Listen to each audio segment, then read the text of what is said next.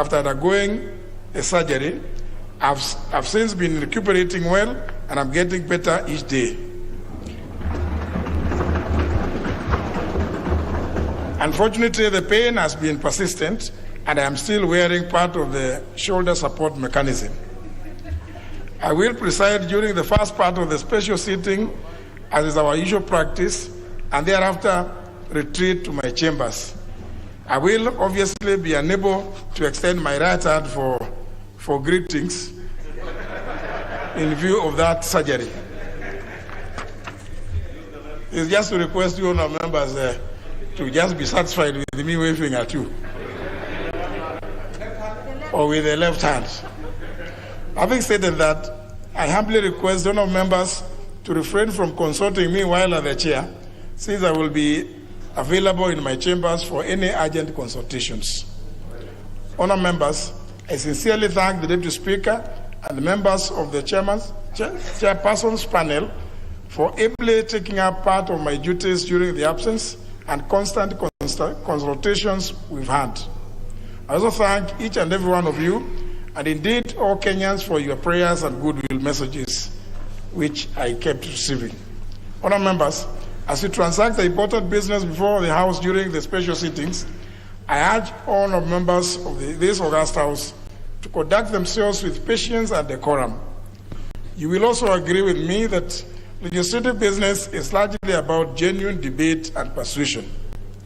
At the end of it all, as indeed guided by the old parliamentary dictum, in a democracy, the minority will have their say and the majority will always have their way.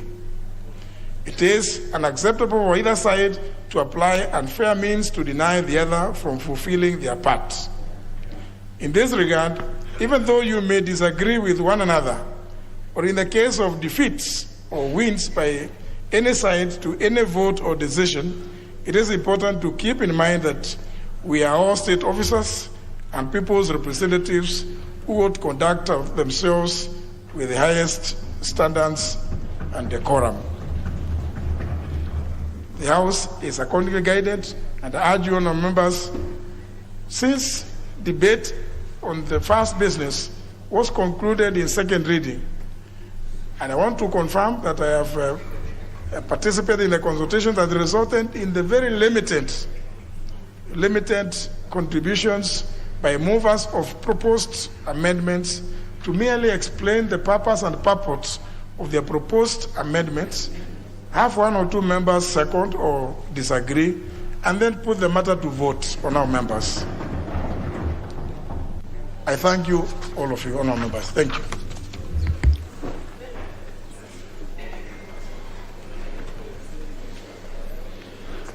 Order number 3, messages. Order number 4, petitions.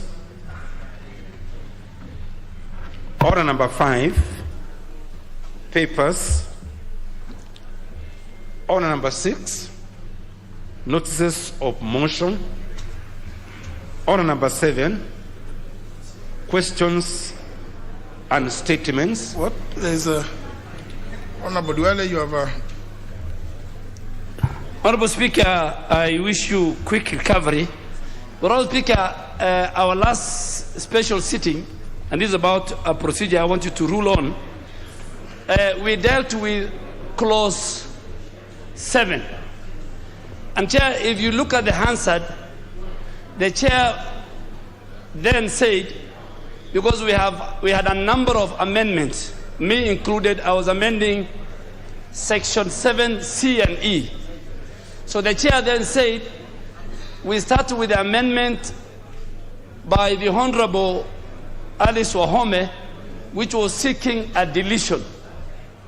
And that if the House agrees with the amendment by the Honorable Alice Wahome of Kandara, then automatically and procedurally all our amendments will fall, because she was deleting the whole clause. But the situation now is that the House disagreed with Honorable Alice Wahome in as far as her amendment, which was deleting clause 7. by the House disagreeing with the Honorable Alice Ohome, it automatically means that now Clause 7 is in the bill. Mr. Speaker, I expected, because I participated in the Committee of the Whole House for the last 14 years, I expected in that scenario, then those of us who had amendments to certain sections of Clause 7 had an opportunity to execute our amendments.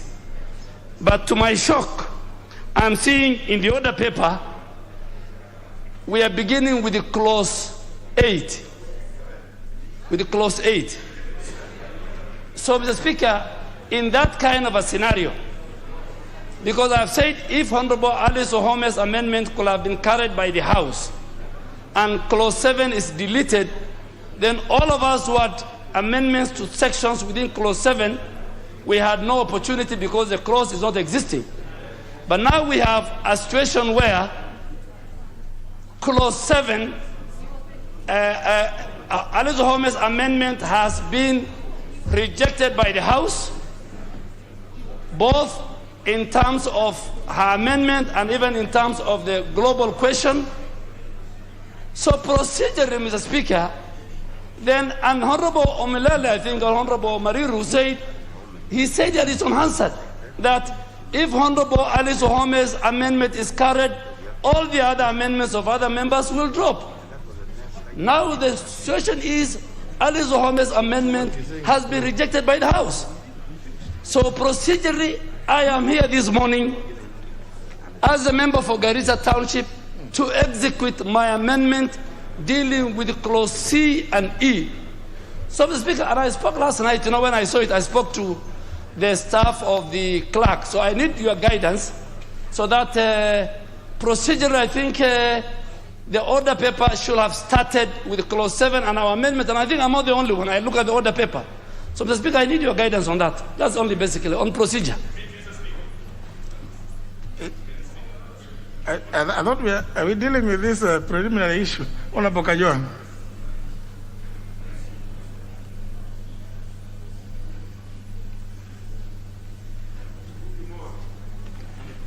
You have a problem in that.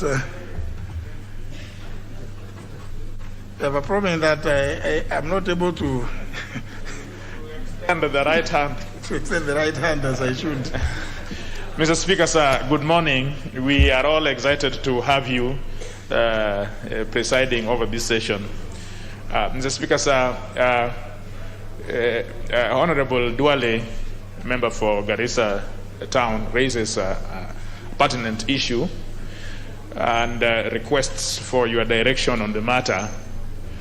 But even as you think through to give directions on the matter, may I add that a few things happened on that day that are important to think through.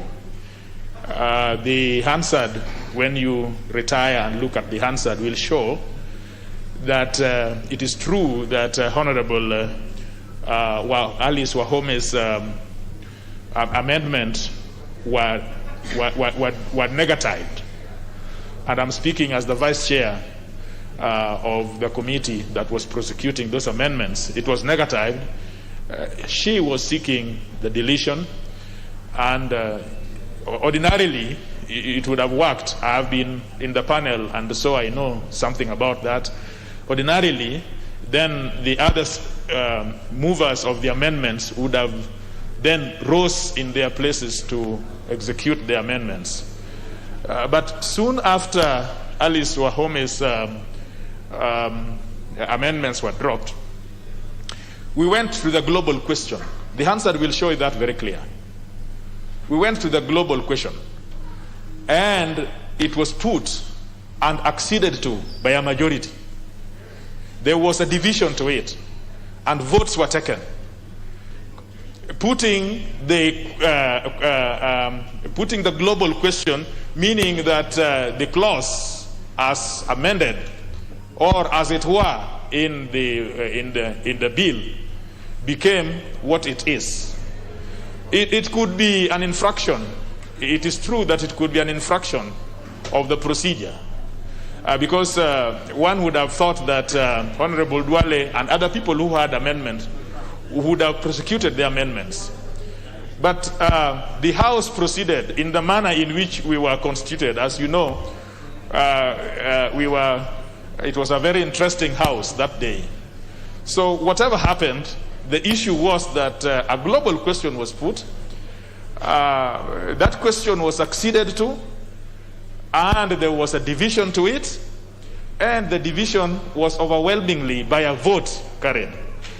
So I understand and I feel Honorable Duale where he finds himself, but the question that you'd want to peep through is now how to clamp back and open a vote that the House has taken on an issue. Because as you know, Mr. Speaker, the House on a vote decides an issue. And yes, procedurally, one or two things are bound to happen or not happen. But once a House has taken a decision on something, especially when a division has been taken on an issue, you will want to think through how you want to clamp back on that. The second thing, and the last one, is that soon after, Honorable Murang'a, I'm sure the Speaker will recognize your presence. But the second thing and the last one, immediately after that happened, a section of members decided to leave the chamber in the middle of a division, which so as far as 107 is concerned, it's actually a gross disorder. But anyway, they somehow managed to overwhelm the sergeants and opened the doors, opened the bar, and opened the doors and left the chamber. And after that, a lot of procedures were taken procedurally. The House in committee was reported to the the committee was reported to the House, and votes were taken. And it was not a vote by a section of people; it was a vote by the whole House. And there were dissensions, the nays and the ayes. So the question you want to reflect upon, Mr. Speaker, this morning, other than what Honorable Duale has said, is how then would a Speaker be able to open back and clamp back on decisions which have been validly taken by the House, knowing that the decisions of the House are valid.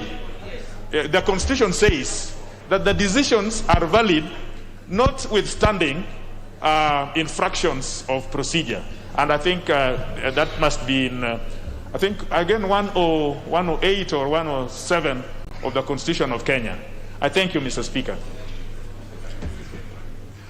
Honorable Murang'a.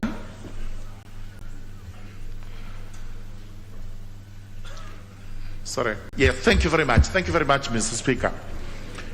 Mr. Speaker, the Honorable T.J. Kajwang may actually not have represented issues the way they were.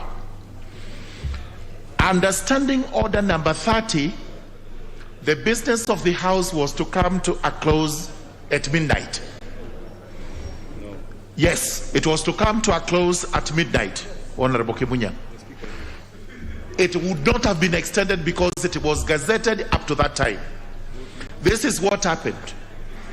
A few minutes to midnight, there was the issue of division as regards the question of the amendment by Honorable Alice. And the Speaker rightly read Standing Order number 30, Sub-Order 5.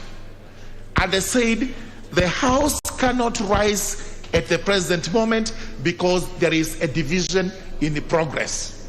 Therefore, the extension past midnight was purely to ensure that the division was concluded. After the division was concluded and the vote was read out, that was the end of the business of that particular day.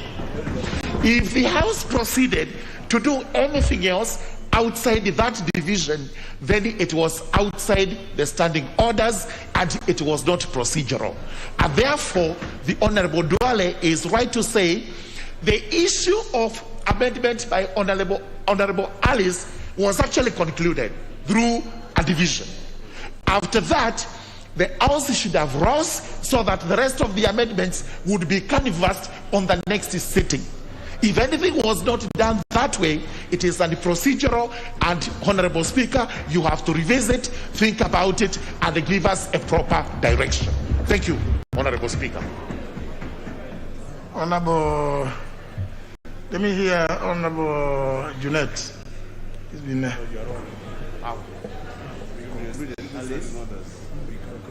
I'll hear a few of you.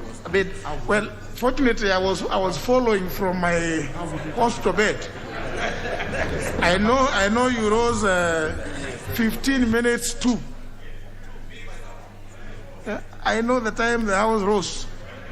That day it was 1:45. Where I was, it was 1:45. So it's not that I wasn't following. I actually followed as you are addressing me. Just address me as somebody who was with you, but not on the chair. Honorable Junet.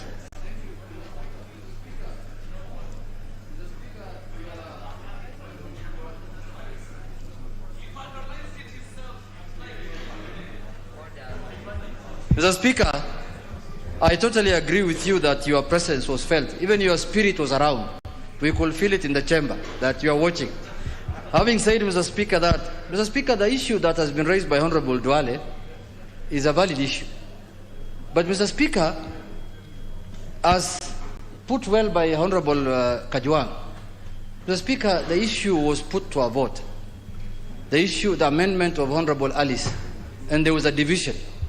And as Honorable Murang'a said, the Speaker ruled that if there is a division, the House will continue past the time it was supposed to rise. But, Mr. Speaker, when we finished that division, and the vote was counted and declared here, Mr. Speaker, there were no members to move the amendments. Honorable Duale had gone to bed by midnight. You know, he's a Muslim. He doesn't spend outside his house. I know him.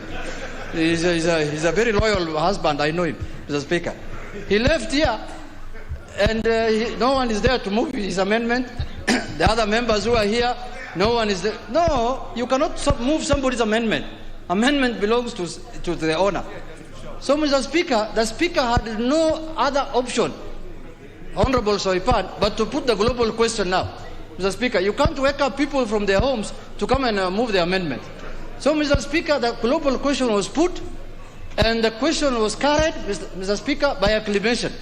Fortunately, the whole of that day, that was the only question that had no division, Mr. Speaker, because there were no members who asked for division. So, Mr. Speaker, in my view, you have ruled, only Sankoko, Mr. Speaker, you have ruled many times in this House. If a member is not available to move his or her amendment, the amendment stands dropped, Mr. Speaker. You have ruled it many times. So, Mr. Speaker, in my view, I think we have serious business ahead of us. We should not, we should limit our time. But, Mr. Speaker, this is a matter that I want to put to your attention. I know you are aware, you have been watching it, you know what has gone through. Mr. Speaker, it is an issue of members not being present to move the amendment. That's all, Mr. Speaker. Thank you. Now, let me hear a lady, Honorable Wanga. Thank you, Honorable Speaker. Honorable Speaker, the issue that has been raised by Honorable Duale now, he should have raised it on the night that we were here before the global question was put. You know, Honorable Speaker, to be honest, and you are following, when we finished on Honorable Alice's amendment, we went ahead, the chair went ahead to put the global question. Honorable Duale was here, all those other people were here, nobody rose in their place to say that the global question has been put, yet my own amendment has not been addressed. So, Honorable Speaker, for Honorable Duale to rise now, he is many, many hours late because the global question was put and executed. And in any case, as Honorable TJ said, the members that are rising in their place lost the right because they were grossly disorderly by opening the bar and leaving in the middle of a division. Honorable Speaker, that was grossly disorderly. And in fact, to come back and raise that issue when they actually left the House in the middle of a division against the standing orders is really out of amendments. The global question was put. But now, after Honorable Alice's amendment was prosecuted and defeated, the chair went ahead to put the global question that clause 7 be part of the bill. They remained here, they voted here, they voted against it, and then they left in the middle of the division, and then they come back and say, we had amendments to clause 7. It is completely out of order, Honorable Speaker. And in any case, they should be found out of order for breaking the bar and leaving the House in the middle of a division. It is unacceptable, Honorable Speaker. I thank you. Now, Honorable members, I told you, in fact, the point I wanted to address is the one that Honorable Wanga has addressed. After concluding the first division on the amendment proposed by the Honorable Alice Wahome, having been defeated, what then remained was for any other member, since now the clause was there, and the next thing that the chair would do would be to now put the global question for it to be part of the bill. So any member who desired further amendments to it was then at liberty at that point, not any other point. At the point to rise in their places and claim that now that the clause is still there, I would only have lost my right to move the amendment if it had been carried. Now that it had remained, then any other member who had amendments was at liberty to rise at that time. At that time, to rise in their place.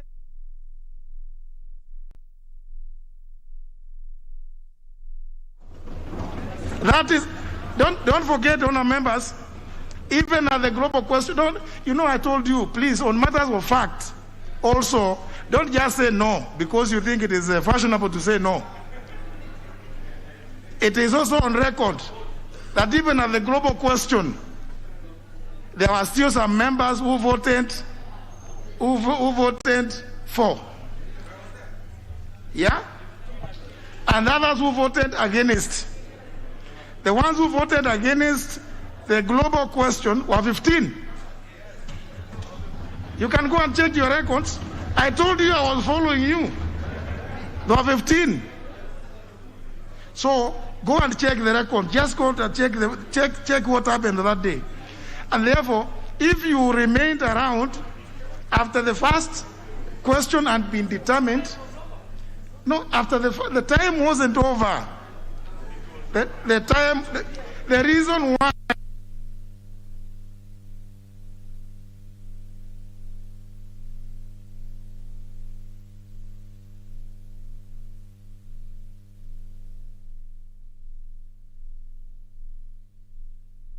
happened that the chairperson actually drew your attention to the provisions of Standing Order 30, clause 5.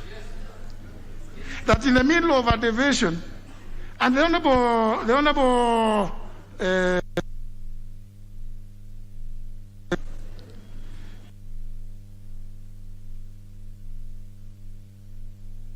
you're sitting or an ordinary sitting, and that is the truth also. It is called a sitting. So when there's a division going on, you cannot raise the issue of time running out. And that's why the chairperson was perfectly right to rule that since we are in the middle of a division, we must continue until we finish. But that middle was the middle of the global question, division on the global question. Now when you start saying no from your place, I mean, we'll get the answer. We'll get the answer and you'll be embarrassed. please. There was the question by Alice Wahome was the division of that question was finalized before midnight, and therefore there was still some time. That's why the chairperson went on to put the global question, because there was still some time, about 25 or 26 minutes. And when some of you, in fact, the Honorable Sankok, is the Honorable Sankok who rose in his place and claimed that now we are almost going to midnight. And the chairperson ruled, we are in the middle of a division. You know, some of you seem to forget when you go for weekends. Don't get contaminated with what happens over weekends. The Honorable Sankok, you raised the issue of that we are almost close to midnight. Now, you know, honor members, because now we must restore order in this house. Can I get the handstand? And if it shows that it was a global question, the Honorable Sankok, you will be thrown out of this house for the balance of the day. You cannot be doing this. This is not the way business is transacted. Can you get the handstand? It was. You cannot.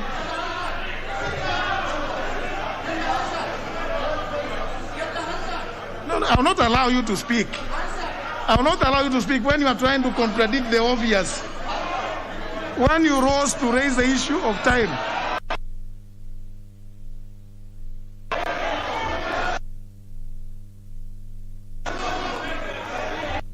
Honour members, it was. Yes, it is the truth. The facts are there. It's being checked. So please don't just say it wasn't. Yet you know.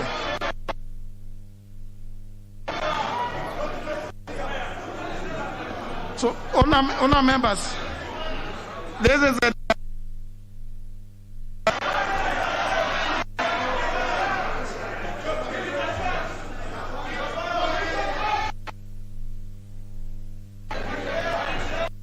honor members.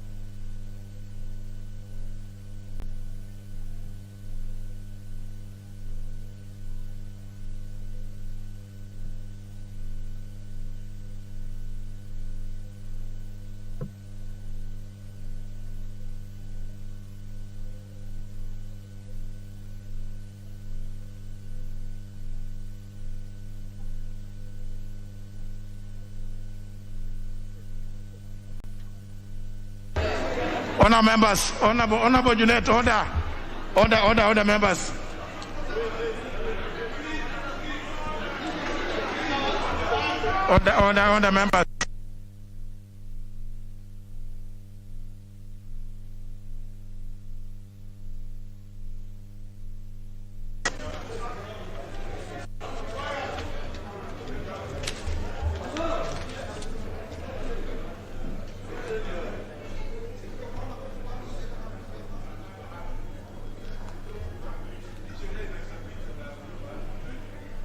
Order members. Honor members, I do not have to retreat to come to make a ruling on this. This is a very obvious matter, and I told you that I was following you. I was following the proceedings throughout. And in fact, the issue of the time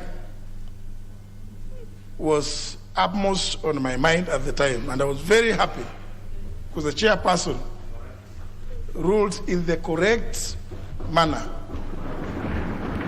Now, the question on the amendment proposed by the Honorable Alice Wahome proceeded to division, and this is the result of the division.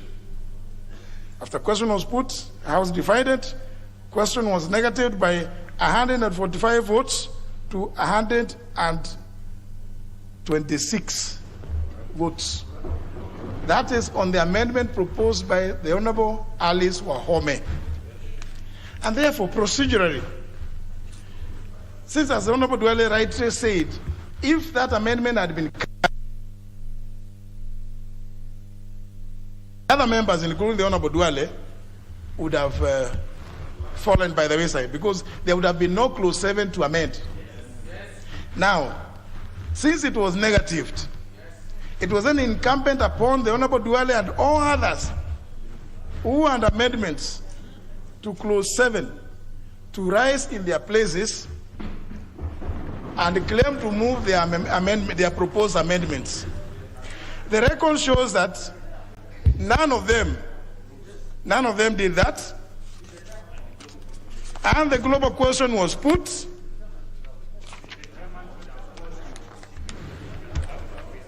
If you see it on your right, even equity does not help the indolent, because they proceeded to even ring the division bell for the global question.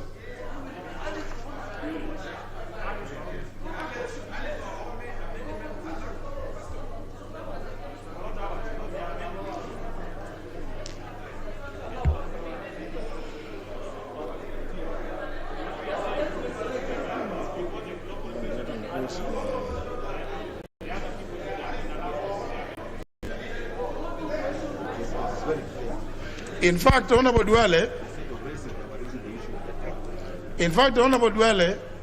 the record shows you to have been one of the members who was raised the issue of time.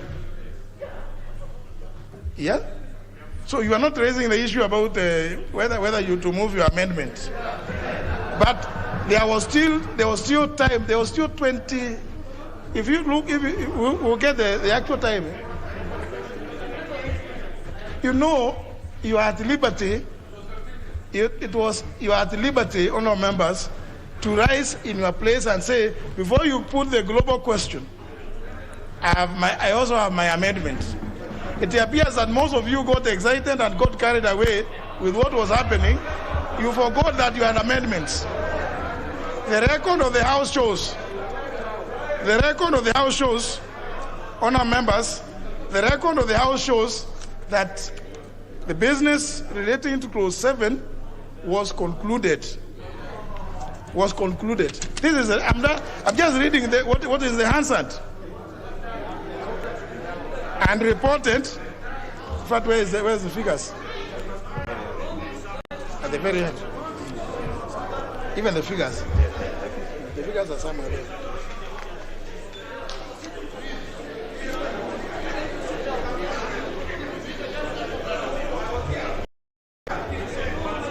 Honourable members, exactly. This 15, the ayes 142. The net result, clause 7 is part of the bill. The ayes had it. So clause 7 is part of the bill. Honourable members, it will not be open to the Speaker. It will not be open to the Speaker at this point, honourable members, for me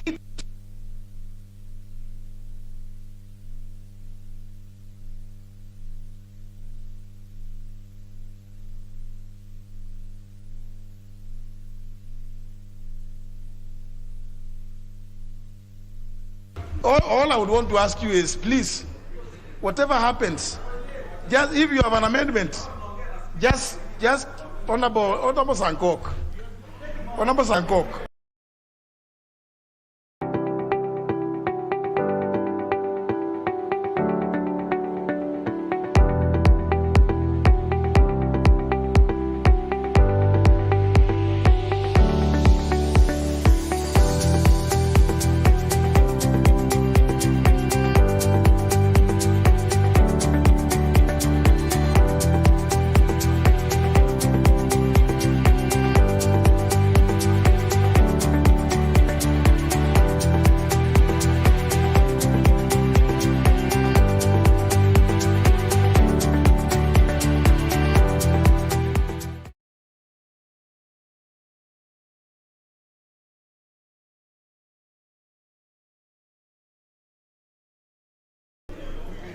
to apply for recometo, which application or request will be subjected to the usual parliamentary processes.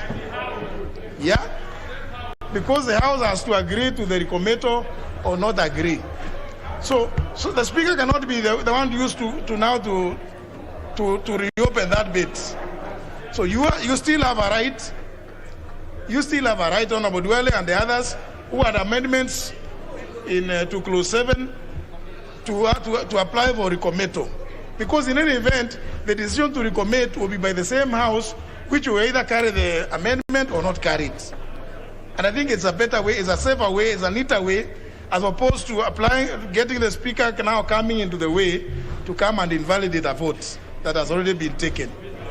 So, Honorable Dwale, you are right, which you appear to have sat on or to have forgotten on that day, is not lost entirely. It is not lost entirely because you still have the opportunity to apply for recometo. That will be procedurally the best way to go about it. So, honourable members, let us now move away from the procedure, from the preliminary issues, and move to business. Order number 8, Committee of the Whole House. No. What are these points of orders, please? No.